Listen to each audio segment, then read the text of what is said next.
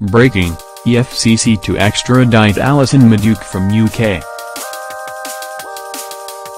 The Economic and Financial Crimes Commission, EFCC, has confirmed that it has begun the process for the extradition of Disney Alison-Madueke, Nigeria's former Minister of Petroleum, from the United Kingdom. Acting EFCC spokesman, Tony Orlate, disclosed this in an interview with Nan in Abuja on Sunday. According to Orlate, EFCC's Operations Department has made a presentation to the Legal Department to commence the process, and it is already in progress.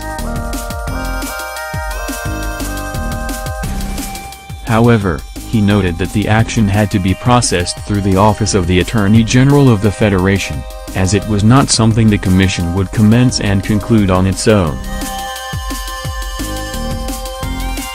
Within the next few weeks, the extent to which we have gone will be made known to the public, he said.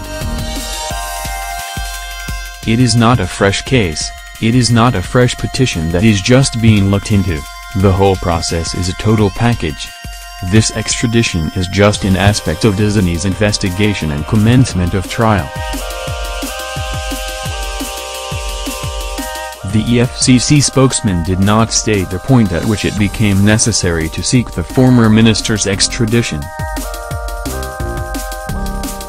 In 2017, a federal high court in Lagos ordered the final forfeiture of N$7.6 billion alleged loot recovered from the former minister to the federal government.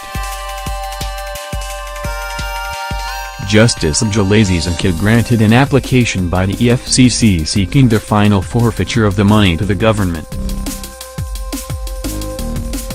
Granting the application, the judge had said, "I have read the motion on notice seeking the final forfeiture of the sum of N$7.6 billion reasonably suspected to be proceeds of unlawful activity. I have also gone through the affidavit in support of the application. In the circumstances, I am of the view that the application has merit and is hereby granted as prayed. Parties have a right of appeal." In October 2017, Abubakar Malami, Minister of Justice and Attorney General of the Federation, had said Nigeria had no immediate plan to bring Alison-Madueke back home to face trial.